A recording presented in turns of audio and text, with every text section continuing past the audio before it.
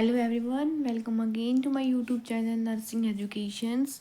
सो आज हम इस वीडियो में लेवल ऑफ एस्पेक्टिक टेक्निक्स पढ़ेंगे जो कि टू फॉर्म में डिवाइडेड की गई थी, क्लीनिंग प्रोसेस और एसेप्टिक प्रोसेस। और जो क्लीनिंग प्रोसेस है वो फर्दर डिवाइडेड की है एनवायरनमेंट क्लीनिंग और इक्विपमेंट क्लीनिंग। अगर आपको इन्वायरमेंट क्लीनिंग पढ़ना है तो मैं आपको लिंक डिस्क्रिप्शन में दे दूँगी, आप वहाँ से पढ़ सकते हो। अब हम जो पढ़ेंगे वो है इक्विपमेंट क्लीनिंग, कि जो हम हॉस्पिटल में इक्विपमेंट जो हैं वो यूज़ करते हैं तो उनकी क्लीनिंग कैसे करते हैं। ठीक है, तो जो इक्विपमेंट क्लीनिंग है वो क्या है, एक लेवल ऑफ क्लीनिंग का ही पार्ट है। जो मेडिकल इक्विपमेंट है उसको हमें अंडरस्टैंड करने के लिए कुछ जैसे स्पॉल्डिंग प्रिंसिपल्स और क्लासीफाई कर रखा है तो उनको हम पढ़ेंगे, ताकि जो इक्विपमेंट है वो किस कैटेगरी में हम रखते हैं। ठीक है, ये सब हम इस वीडियो में पढ़ेंगे। तो स्पॉल्डिंग प्रिंसिपल्स है क्या, ये डॉक्टर E.H. स्पॉल्डिंग ने दिया था 1968 में। इसने क्या बोला था कि जो इक्विपमेंट है, जो मेडिकल इक्विपमेंट है, वो पेशेंट के जो एक्सपोजर में कितने आते हैं, ठीक है, इन्फेक्शन कितना ट्रांसमिट होता है उस इक्विपमेंट पे, ठीक है, वो सब स्पॉल्डिंग प्रिंसिपल्स ने बताया था। ठीक है, उसने कंसीडर किया था कि जो पेशेंट के जो एक्सपोजर में ज़्यादा आएंगे उसको हम प्रायोरिटी फर्स्ट देंगे। ठीक है, मेडिकल इक्विपमेंट की तो क्लासीफाई किया था स्पॉल्डिंग प्रिंसिपल ने। ठीक है, एक्यूरेट सिलेक्टिंग, ताकि जो हम एक्यूरेट क्लीनिंग कर सकें, डिसइंफेक्शन कर सकें उस मेडिकल इक्विपमेंट का। ठीक है, तो स्पॉल्डिंग क्लासिफिकेशन क्या आती है कि डिफरेंट डिफरेंट कैटेगरी में मेडिकल इक्विपमेंट को रखा गया था, किसके बेस पे, स्पॉल्डिंग प्रिंसिपल्स के बेस पे। ठीक है, तो फर्स्ट हम बात करें कैटेगरी की, जो है क्रिटिकल इक्विपमेंट। क्रिटिकल इक्विपमेंट में क्या लिखा गया था, किस कंसिडर में किया गया था कि जो भी हम स्टेलाइज जो इक्विपमेंट यूज़ कर रहे हैं किसी भी पेशेंट पे, या फिर कोई भी वस्कुलर सिस्टम कर रहे हैं, ठीक है, जो क्रिटिकल आइटम्स होते हैं जैसे कि कैथेटर होता है, वस्कुलर डिवाइसेस होते हैं, ठीक है, सर्जिकल इंस्ट्रूमेंट होते हैं जब सर्जरी के टाइम हमें जो नीड होती है, ठीक है, या फिर कार्डियक कैथेटर होता है, यूरिनरी कैथेटर है, ठीक है, ये सब हमें क्रिटिकल इक्विपमेंट में रखा गया है। तो इन सब की जो स्टेलाइजेशन की जो नीड है वो क्या है, सर्जिकल एसेप्टिक, कि क्या है, इन सभी इक्विपमेंट जो क्रिटिकल इक्विपमेंट है जो हम यूज़ करते हैं, इन सब की क्या है, क्लीनिंग करेंगे सर्जिकल स्पेसिस में। ठीक है, नेक्स्ट हम बात करते हैं सेमी सर्किट। ठीक है, सेमी क्रिटिकल में क्या है कि इसमें पेशेंट के कांटेक्ट में तो आ रहे हैं किसके, म्यूकस मेम्ब्रेन के, ठीक है, बट क्या है, नॉन इंटैक्ट स्किन होगी। ठीक है, उसको हम कंसीडर करेंगे सेमी क्रिटिकल आइटम्स में, जैसे कि एनेस्थीसिया इक्विपमेंट है या फिर रेस्पिरेटरी इक्विपमेंट है, क्योंकि रेस्पिरेटरी इक्विपमेंट जैसे कि म्यूकस में तो आ ही रहे हैं कांटेक्ट में, ठीक है, बट स्किन के कांटेक्ट में नहीं आ रही, नॉट इंटैक्ट स्किन में। ठीक है, जैसे कि वेजाइनल अल्ट्रासाउंड प्रोब्स हम यूज़ करते हैं गायनी में। ठीक है, ट्रांस क्या है, ईसोफेजियल है, इकोकार्डियोग्राफी है, ठीक है, प्रोब्स है, लेरेंजोस्कोप, ब्लेड्स या फिर एंडोस्कोपिक इक्विपमेंट है। इनमें क्या है, एक हाई लेवल का डिसइंफेक्शन करने की नीड होती है इन सभी इक्विपमेंट की। ठीक है, तो कि जो इन्फेक्शन है क्या रहे, रिड्यूस रहे, किसी अदर पेशेंट में जब हम यूज़ करते हैं तो उनमें इन्फेक्शन ना बढ़े। ठीक है, नेक्स्ट हम बात करें नॉन क्रिटिकल इक्विपमेंट कौन से हैं जिसमें हम कंसिडर कर सकते हैं कि नॉर्मल पेशेंट हम डेली यूज़ में करते हैं, जैसे कि जो पेशेंट के कांटेक्ट में आते हैं किसमें, इंटैक्ट स्किन में, नो कि म्यूकस मेम्ब्रेन में। ठीक है, जैसे बेड पेन्स है, स्टेथोस्कोप्स है, ब्लड प्रेशर कप है, क्योंकि ये स्किन्स के कांटेक्ट में आते हैं बट कोई भी म्यूकस मेम्ब्रेन या फिर फ्लूइड के कांटेक्ट में नहीं आते हैं। जैसे बेड साइड टेबल्स हैं, पैड रेल्स हैं, prop table, pumps, toys and crutches. ठीक है, ये क्या है, क्लीन करनी है पर लो लेवल पे, इन पे हाई लेवल का केमिकल या फिर डिसइंफेक्ट हमें यूज़ नहीं करना है, जिसको हम बोलते हैं मेडिकल एस्पेसिस। ठीक है, तो हम क्या करेंगे, तो मेडिकल एस्पेसिस को क्लीन करेंगे। ठीक है, कि जो भी पेशेंट के कांटेक्ट में तो आ रहे हैं, स्किन की कांटेक्ट में आ रहे हैं बट म्यूकस मेम्ब्रेन की कांटेक्ट में नहीं आ रहे हैं। जैसे कि हम बेड पेन्स जो है प्रोवाइड करते हैं पेशेंट को, ठीक है, स्टेथोस्कोप्स हम यूज़ करते हैं, ब्लड प्रेशर कफ्स, ठीक है, ये सब पेशेंट के कांटेक्ट में क्या रहते हैं, आते हैं स्किन की कांटेक्ट में बट म्यूकस मेम्ब्रेन की कांटेक्ट में नहीं आते हैं, जिस इनके जो हमें डिसइंफेक्शन करना होता है वो लो लेवल पे करना पड़ता है। ठीक है, इसको हम मेडिकल एस्पेसिस के भी बोलते हैं, ठीक है। देन हम नेक्स्ट बात करते हैं कि जो प्रैक्टिस करते हैं जैसे केयर और क्लीनिंग करते हैं हम क्रिटिकल नॉन क्रिटिकल्स की, तो ठीक है, जो बेस्ट केयर क्या रहती है कि जितने भी ऑल द इक्विपमेंट क्या रहते हैं क्लीन करने पड़ते हैं किसके regarding using the method and product available at the facility. किसी भी हॉस्पिटल में सब अलग अलग फैसिलिटीज़ होती हैं, जो जिस टाइप की हमें फैसिलिटीज़ प्रोवाइड की जाती है उनके रिगार्डिंग हमें क्या है उन इक्विपमेंट की क्लीनिंग करनी पड़ती है, ठीक है, वो मेथड्स यूज़ करने पड़ते हैं उन प्रोडक्ट्स पे या फिर इक्विपमेंट्स पे। नेक्स्ट हम बात करें कि जो भी इक्विपमेंट है क्या है रिटर्न इंस्ट्रक्शन होनी चाहिए उन पे, ठीक है, क्लीन और कैसे उसकी क्लीनिंग करनी है, डिसइंफेक्शन कैसे करना है, मैन्युफैक्चरिंग क्या है उसकी, ठीक है, और क्या है उन पे इंक्लूडिंग क्या होना चाहिए, पेक्टोरियल इंस्ट्रक्शन होना चाहिए, मतलब कि क्या उन पे वेल डायग्राम होना चाहिए, ठीक है। इफ़ डिसअसेंबली इज़ नीडेड, ठीक है, अगर डिसअसेंबली हो जाती है, अगर नीड है इस चीज़ की, तो हमें क्या है जो पेक्टोरियल इंस्ट्रक्शन को भी देखना है, ठीक है। तो क्लीनिंग करनी है, नॉर्मली रिटर्न इंस्ट्रक्शंस होने चाहिए, डिटेल होनी चाहिए कि हम इस इक्विपमेंट की कैसे हम क्लीनिंग कर सकते हैं, ठीक है। नेक्स्ट हम बात करते हैं कि जो भी रिस्पॉन्सिबिलिटीज़ होती है स्टाफ की वो क्या है वेल ट्रेंड होना चाहिए। ये नहीं है कि हम किसी भी जो है स्टाफ मेंबर को बोलेंगे कि उस इक्विपमेंट की क्लीनिंग करो, नहीं, क्योंकि गलती से भी कुछ भी हो सकता है। तो हमें जो वेल ट्रेंड होते हैं उनको ही ये रिस्पॉन्सिबिलिटीज़ देनी पड़ती है स्टाफ को कि उस इक्विपमेंट की क्लीनिंग कैसे करनी पड़ती है, उन सभी को पता होता है, नॉलेज होती है, ठीक है।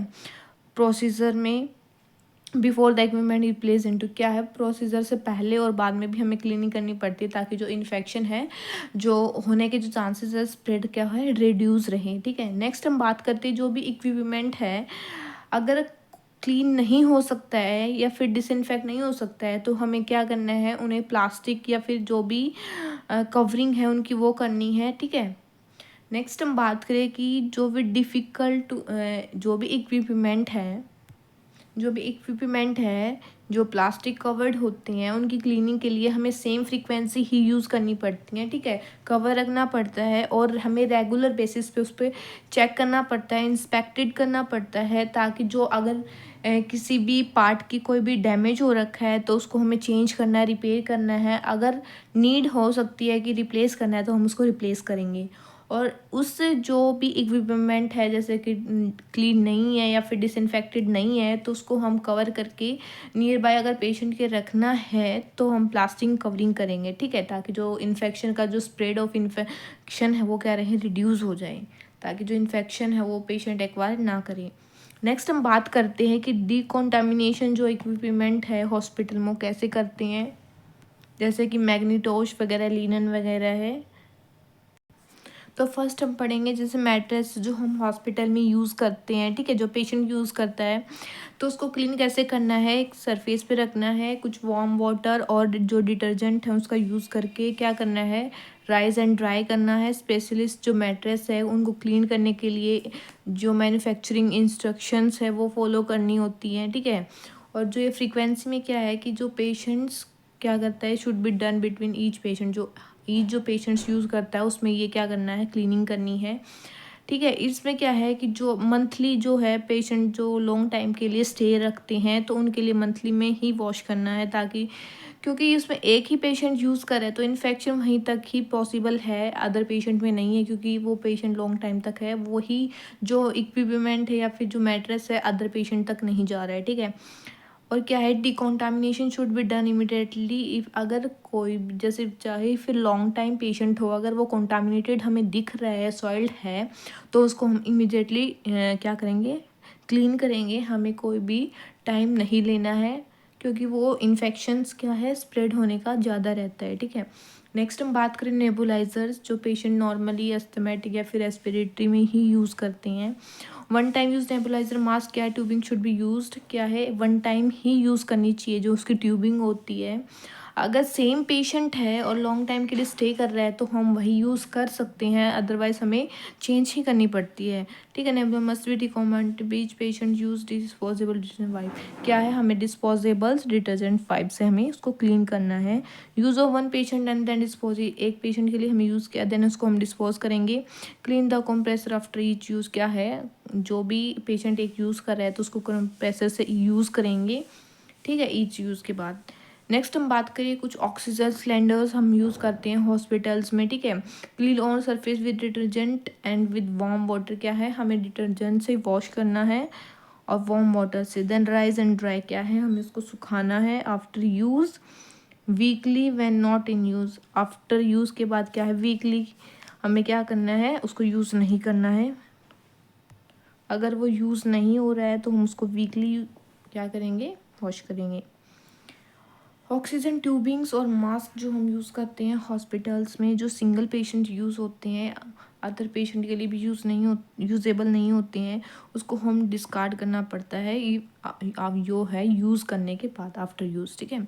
नेक्स्ट हम बात करते हैं जो पिल्लोज होते हैं, ठीक है, वो क्या करते हैं, आफ्टर ईच पेशेंट यूज़ सन, क्या है, एक पेशेंट के यूज़ करने के बाद अगर वो डिस्चार्ज हो जाता है तो हम उसको क्या करेंगे, सन में रखेंगे, जो कि इन्फेक्शंस है वो रिमूव हो सके, ठीक है। ड्राई करेंगे them and it possible gas sterilization, अगर पॉसिबल है तो हम गैस स्टरलाइजेशन भी कर सकते हैं। आफ्टर ईच पेशेंट यूज़, ठीक है, हम किस पे यूज़ करते हैं, एक पेशेंट्स के बाद। It should be done on monthly basis for long stay patient, जो लॉन्ग टाइम के लिए पेशेंट जो हॉस्पिटल में स्टे करते हैं उनके लिए हम 1 मंथ में ही क्या कर सकते हैं, उसको क्लीन कर सकते हैं। नेक्स्ट हम बात करते हैं कुछ पल्स ऑक्सीमीटर्स हम यूज़ करते हैं हॉस्पिटल्स में, जो कि क्या है, as per the manufacture guidelines clean the pulse oximeter with disposable detergents wipes, क्या है, मैन्युफैक्चरिंग को चेक करके या फिर गाइडलाइंस को देख के हम इसको जो पल्स ऑक्सीमीटर्स है उसको क्लीन करना है, किसके साथ, डिस्पोजेबल डिटर्जेंट्स वाइप के साथ। और क्या करना है, अवॉइड करना है अल्कोहल को यूज़ करने से, क्योंकि ये जो based product on the probe है, ठीक है, avoid use of alcohols based product on the probe, ठीक है। ये क्या है, आफ्टर ईच पेशेंट यूज़ भी कर सकते हैं या फिर weekly when not in use, अगर वो जो है पल्स ऑक्सीमीटर है यूज़ नहीं हो रहा है तो हम वीकली उसको क्लीन करेंगे। अदरवाइज अगर वो यूज़ हो रहा है पेशेंट्स पे तो जब पेशेंट को यूज़ करने के बाद हम उसको क्लीन करेंगे। नेक्स्ट हम बात करेंगे सीजर्स का, जो जनरल नर्सिंग यूज़ करती है।